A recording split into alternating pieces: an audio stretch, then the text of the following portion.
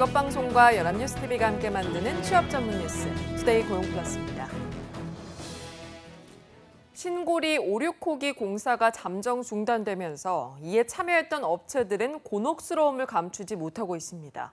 당장 현장 인력들은 일감에서 손을 놓게 생겼고 보상에 대해서는 갈 길이 먼 상황입니다. 곽준영 기자의 보도입니다.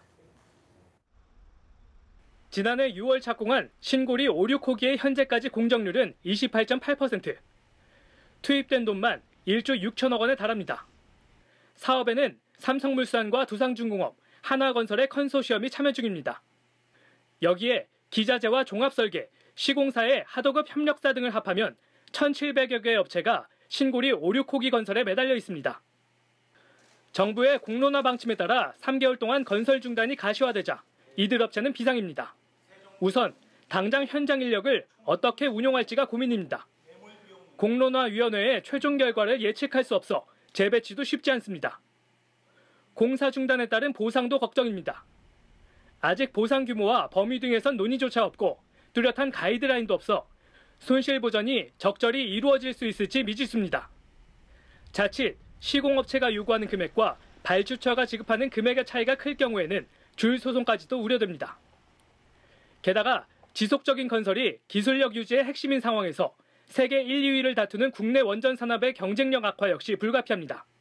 원전 건설 중단에 따라 수출 경쟁력과 국내 기술력 저하가 예상되고 관련된 많은 산업군의 기술 저하와 업종 전환으로 인해서 산업과 고용에 악영향이 예상됩니다. 한편 정부는 연구 중단 결론이 나면 공사비와 보상 비용까지 합쳐 2조 6천억 원가량이 소요될 것으로 추산했습니다. 연합뉴스TV 곽준영입니다. 최근 다른 업종에 속한 기업 간 협업이 부쩍 늘었습니다. 홍보나 마케팅 같은 소극적인 협력이 아니라 서로 지분을 맞바꾸고 미래 먹거리가 될 신사업에 공동으로 투자하거나 연구하는 게 대표적인 사례입니다. 김종성 기자가 보도합니다. 최근 인터넷 기업 네이버와 증권사 미래세대우가 각각 5천억 원 규모의 자사주를 교환했습니다. 양사는 주가 예측 서비스 등 금융에 적용할 인공지능 기술을 공동으로 연구하고 성장 가능성이 큰 벤처 기업도 발굴할 계획입니다. 업종 간 울타리가 무너지는 4차 산업혁명기를 맞아 선제 대응에 나선 것으로 해석됩니다. 롯데그룹은 카카오뱅크와 유통과 금융을 결합한 서비스를 만들기로 했습니다. 핀테크 연구는 물론 유통, 금융 빅데이터를 활용해 새 먹을거리를 발굴할 예정입니다. 세븐일레븐 등에 설치된 ATM 기기를 카카오뱅크 고객들이 이용할 수 있게 됐고 결제 수수료를 대폭 줄일 수 있는 앱투앱 결제 모형 개발 등을 공동으로 진행할 예정입니다. NC소프트와 삼성전자 역시 협업 관계를 이어가고 있습니다. 삼성전자 스마트폰을 모니터와 연결해 데스크톱 PC처럼 활용할 수 있는 장비인 덱스와 호환이 가능한 콘텐츠를 NC소프트가 만드는 겁니다. 전문가들은 업종 간 이종 교배로 기업들이 새로운 기회를 찾을 수 있을 것이라고 설명합니다. 또 직원들이 자신이 맡은 영역에만 몰두하는 우물안 개구리가 되지 않도록 조직 내에 자연스럽게 혁신 바람을 불러올 수 있다는 점도 긍정적이라고 강조합니다. 기업들의 4차 산업혁명 동맹 바람은 갈수록 확산할 전망입니다. 연합뉴스TV 김종성입니다. SK텔레콤과 KT, LG유플러스 등 이른바 통신사의 제휴 할인으로 피자 같은 것 싸게 먹으시는 분들 많으시죠? 이게 통신사가 고객에게 선심 쓰는 서비스인 줄 알았는데 알고 보니 부담은 고스란히 외식 가맹점주의 몫이었습니다. 이경태 기자입니다. 요즘 갑질 논란으로 회장까지 망신을 당한 미스터 피자입니다. 3만 원이 넘는 피자를 사면 통신사 제휴 할인으로 고객은 5천 원 정도를 할인받습니다. 그런데 이 비용은 100% 미스터 피자 가맹점주가 떠안는 구조였습니다. 통신사와 가맹본부는 아무것도 부담하지 않고 생색만 내는 셈입니다. 대부분의 유명 외식 브랜드는 비율의 차이는 있지만 가맹점주가 할인의 상당 부분을 책임지는 방식이었습니다. 패스트푸드점 롯데리아는 가맹점주가 80%를, 뚜레쥬르와 파리바게트는 각각 44%, 35%를 부담해 통신사 또는 가맹본부의 부담을 일부 떠안았습니다. 정부 프랜차이즈 표준 계약서에는 통신사 제휴 할인 등 판촉 비용은 가맹점주와 본부가 균등하게 분담하게 돼 있지만 권장 사항에 불과해 거의 지켜지지 않고 있습니다. 가맹점의 할인 분담 비율이 높을수록 제품이나 서비스 가격은 오를 수밖에 없습니다. 한국소비자단체 협의회 분석 결과 각 제휴사의 통신사 할인 부담이 없을 경우 제품 가격은 1.20%에서 최대 6.75%까지 인하가 가능한 것으로 나타났습니다. 결국 점주와 고객 모두 손해를 보고 있다는 점에서 공정거래위원회가 관련 사안을 면밀하게 조사해야 한다는 목소리가 높습니다. 연합뉴스TV 이경태입니다.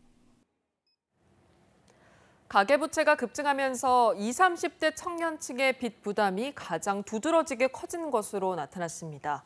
국회 정부위원회 김영주 의원이 한국은행이 제출한 연령대별, 종사상 지위별 소득 대비 가계대출 비율 자료를 분석한 결과 올해 3월 30대 이하의 소득 대비 대출 규모 LTI는 185.2%였습니다. 특히 최근 3년 동안 증가율이 36.2%에 달해서 전 연령대 중에 가장 높았습니다. 이 LTI가 상승한 것은 소득보다 대출 규모가 훨씬 빠르게 늘었다는 것입니다.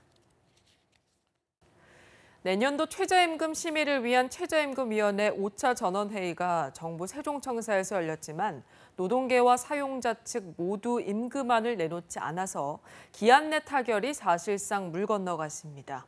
최저임금위는 법정 심의 기한인 29일에도 전원회의를 열어서 최저임금안 심의를 했지만 하루 만에 협상이 타결되기는 사실상 불가능해 보입니다. 제조업 체감 경기지수가 2달 연속 하락했습니다. 한국은행에 따르면 6월 제조업체들의 체감 경기를 나타내는 업황 경기 실사지수 BSI는 78로 5월보다 4포인트가 떨어졌습니다.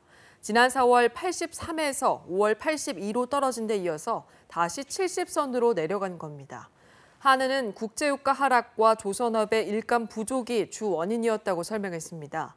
비제조업 역시 부동산 규제 강화 등의 영향으로 5월보다 4포인트 내린 75에 그쳤습니다. 기업의 체감 경기 상황을 나타내는 BSI는 기준치 100 이상이면 경기를 좋게 보는 기업이 그렇지 않은 기업보다 많다는 뜻입니다. 여름방학 맞아서 인터넷에는 연일 새로운 구인구직 게시물들이 북새통을 이루고 있습니다. 이때를 틈타서 고수익 쉬운 알바를 미끼로 알바생들을 범죄로 꿰어내는 사기가 극성인데요. 이런 사기 알바를 피할 방법을 서영석 기자가 정리했습니다. 자극적인 단어들로 도배된 구인 광고들이 눈길을 끌지만 공고에 자세한 업무 내용이나 구체적인 급여 기준이 없다면 지원에 신중해야 합니다. 기업 정보가 허위이거나 아예 없는 곳도 피해야 합니다. 아무런 정보 없이 일단 연락을 달라면서 카카오톡 등 SNS 아이디로만 연락처를 제시하는 것도 마찬가지입니다. 지원을 마친 뒤에도 살펴봐야 할 것들이 있습니다. 업체 측에서 휴대폰 개통, 급여통장 개설을 빌미로 신분증과 인감도장 등을 요구하거나 선입금을 요구해도 의심해야 합니다. 이렇게 얻어낸 개인정보로 범죄 조직의 불법 대출과 대포통장 거래는 물론 불법 다단계에 발을 들여놓을 수도 있기 때문입니다. 근무를 시작하기 전에도 하게 될 일이 불법인 건 아닌지 생각해봐야 합니다. 자신의 통장을 거쳐 돈을 이체하거나 정체 모를 돈뭉치를 전달해주는 일도 거절해야 합니다. 실제 이런 일들은 대포통장 사기 거래와 보이스피싱 피해 금액 전달 등으로 처벌받을 수 있습니다. 무엇보다도 알바 전에 고용주와 함께 근로계약서를 작성하는 것이 안전하게 아르바이트를 시작할 수 있는 방법입니다. 최근엔 페이스북이나 인스타그램 같은 인기 SNS에서도 정체 모를 구인 광고가 올라오고 있어 주의가 더 필요합니다. 연합뉴스TV 서영석입니다. 민주노총이 계획한 사회적 총파업에 최대 4만 명이 참가합니다. 최저임금 10,000원과 비정규직 철폐를 위한 공동행동에 나서는 건데요. 파업 시기 논란에 민노총은 지금이 노동자를 위한 골든타임이라고 밝혔습니다. 신세롬 기자의 보도입니다. 오는 30일 최저 수준의 임금, 비정규직으로 일하는 노동조합의 총파업이 예고됐습니다. 새 정부가 공공부문 비정규직제로나 3년 내 최저임금 10,000원 인상 등 친노동 정책 기조를 펼쳐 파업할 때가 아니란 비판이 나왔지만 결국 강행됩니다. 오히려 민주노총은 지금이 적기라고 강조했습니다. 최저임금위원회가 열리고 있을 뿐 아니라 잘 달릴 때 기름을 보충하고 늦으면 속도를 내라고 하는 방향을 바로잡는 총파업이라는 겁니다. 지금 시기가 가장 골든타임이라 생각을 합니다. 왜 3년에 걸쳐야 하는가라는 부분에 거꾸로 우리가 지금 당장이라는 부분의 간극은 그 사이에 노동자들이 투쟁으로서 하는 것은 헌법상 권리, 보장된 권리가 있기 때문에 좁혀나가는 투쟁으로 그렇게 이해하시면 될 것 같습니다. 30일 서울 광화문 광장에서 열리는 총파업 대회에는 공공부문과 간접고용 비정규직 노동자와 청소노동자, 건설 노동자 등 3만에서 4만 명이 참가할 것으로 예상됩니다. 임금 협상에 대한 요구사항이 아닌 최저임금, 비정규직, 노동 기본권 등은 조직된 노동자만의 요구가 아닌 보편적 국민의 기본권이란 주장입니다. 다음 달 8일까지 이어지는 사회적 총파업 주간의 포문은 보건의료노조가 총력투쟁 결의대회로 연 가운데 학교 비정규직 노조는 29일부터 이틀간 파업을 진행합니다. 연합뉴스TV 신세롬입니다. 조리 종사원과 영양사 등 학교 비정규직들이 임단협 결렬에 따라 전국적인 총파업에 들어가면서 급식과 특수교육 등 교육 현장의 차질이 예상됩니다. 이틀 동안의 파업에는 제주와 경북, 울산을 제외한 서울과 경기 등 14개 시도학교 비정규직 노조원들이 참여할 예정입니다. 시도교육청은 급식실의 정상적인 운영이 어려울 경우 도시락을 지참하거나 빵과 우유 등으로 대체할 것을 일선 학교에 지시했습니다.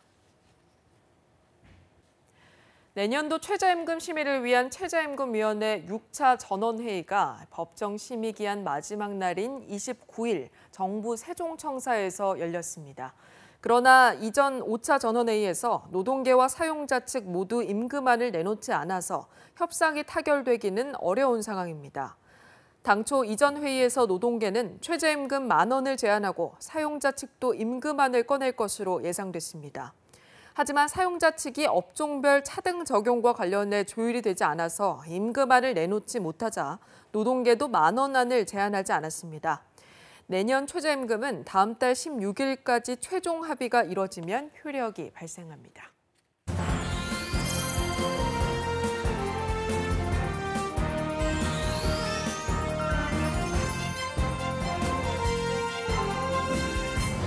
사회적으로 핫한 이슈를 키워드로 알아보는 핫키워드 시간입니다. 고보나 캐스터와 함께합니다. 안녕하세요. 안녕하세요. 핫키워드 시간입니다. 오늘은 핫키워드의 주제로 최근 화제가 되고 있는 한 사회적 현상에 대해 이야기를 해볼까 합니다.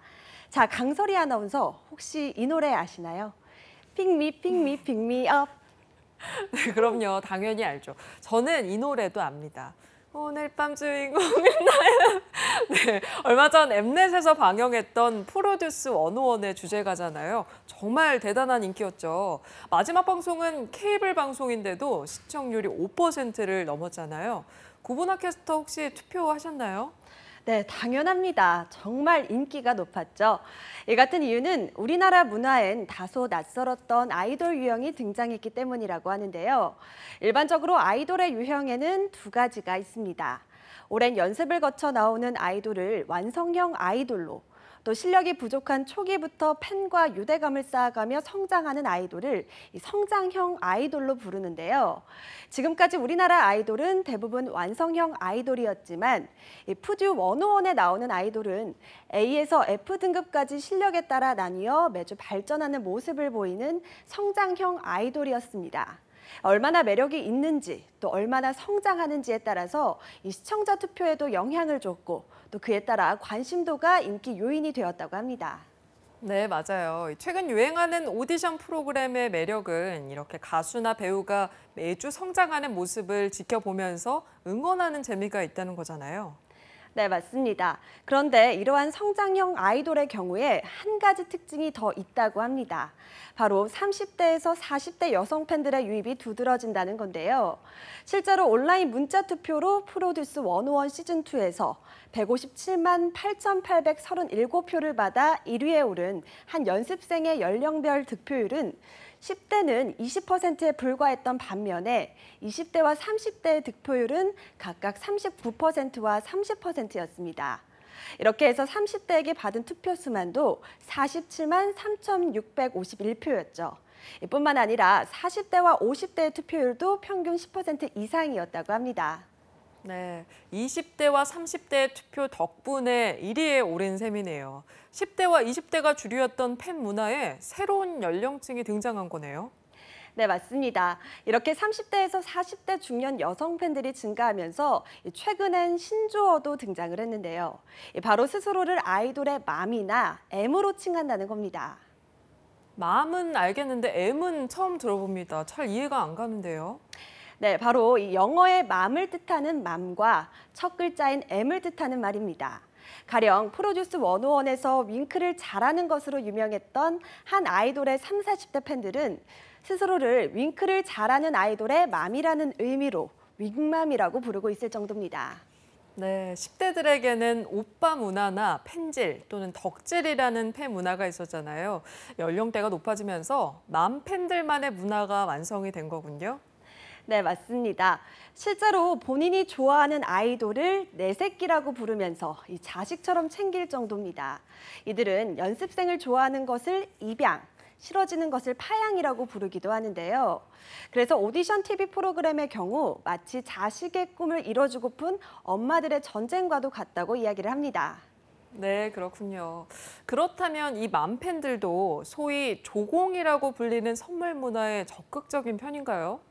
네, 놀라울 정도로 발달해 있습니다. 이 문자 투표를 위해서 다양한 휴대폰으로 문자를 보내는 것은 물론이고요. 이 씀씀이도 상당하다고 합니다. 일반적으로 10대 팬들이 무리를 해가면서 10,000원에서 30,000원씩 용돈을 모아 선물을 보내는 것과는 달리 일부 맘팬들은 자신의 아이돌에게 100만 원 혹은 그 이상 단위의 돈을 보냈다면서 이 계좌 이체 내역을 사진으로 찍어 올리는 경우도 상당하다고 합니다. 심지어 명품백이나 값비싼 옷을 보내는 것도 잊지 않고요. 네, 고액 현금에 명품백이라니 조금 과하지 않나 싶을 정도인데요. 하지만 이뿐만이 아닙니다. 자신을 좋아하는 스타의 팬들을 늘리기 위해서 사비를 써서 다른 팬들을 끌어모으는 것도 특이한 현상인데요. 일례로 한 연습생의 팬인 A씨는 자신이 좋아하는 연습생에게 투표한 사진을 보내면 명품백을 주는 이벤트를 열기도 했습니다. 또 뿐만 아니라 서울, 강남, 홍대 인근에서 연습생의 사진을 인쇄한 홍보용 물티슈나 부채를 나눠주는 팬들도 있을 정도인데요. 이러한 팬들은 웬만한 연예기획사의 홍보팀보다 큰 비용과 노력을 들여서 아이돌을 홍보하는 데 열을 올린다고 합니다. 네, 실제로 저런 이벤트까지 올렸군요. 자신이 좋아하는 아이돌에 대한 소유욕이 강한 10대, 20대 팬들과 조금 다르게 맘팬들은 다른 방식으로 자신들의 스타를 좋아하는 것 같네요. 그렇죠. 이같이 30, 40대 팬들이 증가한 시점은 오디션 TV 프로그램이 늘어나면서 동경의 대상이었던 연예인에 대한 시선이 친근하게 바뀌면서부터였다고 합니다. 평범한 일반인이 연예인으로 변하는 과정이 실시간으로 보이기 때문에 동경하기보다는 자신을 기여할 수 있는 대상을 찾았기 때문인 거죠. 네, 그렇군요. 게다가 이렇게 맘팬이라는 신조어까지 생겨났을 정도면 사회적인 구조에서도 원인을 찾을 수 있을 것 같습니다. 네, 맞습니다. 한 언론과의 인터뷰에서 맘팬 현상에 대해 분석한 구정우 성균관대 사회학과 교수는 이 맘팬 문화가 늘어난 현상을 현 사회 문제에 빗대어서 설명을 합니다. 극한을 치닫는 빈부격차, M4 세대 등 무거운 사회 분위기 때문에 현실을 직시하기보다 이 아이돌이라는 환상에 빠져버린 사람이 늘어난 것으로 볼 수 있다고 분석을 했는데요. 현실에선 아무리 노력해도 극복할 수 없는 문제를 자신이 좋아하는 아이돌이 성장하는 모습을 보면서 잊을 수가 있었던 겁니다. 네, 그럴 수도 있겠네요. 어떻게 보면 암울한 사회 분위기가 팬들의 연령층을 높인 이유가 될 수 있겠네요. 네, 맞습니다. 하지만 이 같은 현실에는 부작용도 따릅니다. 이 맘팬과 함께 등장한 신조어가 현망진창인데요. 이 현실과 엉망진창을 합친 말로 이 자신의 삶이 제대로 돌아가지 않고 있다는 뜻입니다. 이 중요한 사회 구성원인 30, 40대가 자기 생활을 제대로 못하면서 일상을 찾지 못하고 있는 거죠. 네, 그렇군요. 하지만 한편으로는 맘팬들의 심리가 이해가 갑니다. 내가 이룰 수 없었던 꿈들을 내가 좋아하는 스타가 대신 이뤄줄 수 있다면 그것만으로도 행복해질 수 있지 않을까요? 희생을 하면서도 자녀에게 꿈을 투영했던 우리 부모님 세대처럼 말이죠. 너무 지나치지만 않는다면 팬문화 역시 잠시나마 현실을 잊게 해주는 활력소가 되지 않을까 싶습니다. 자, 지금까지 하키워드 구보나 캐스터와 함께했습니다. 고맙습니다. 고맙습니다. 투데이 고용플러스 오늘 준비한 소식은 여기까지입니다. 함께해 주신 여러분 고맙습니다.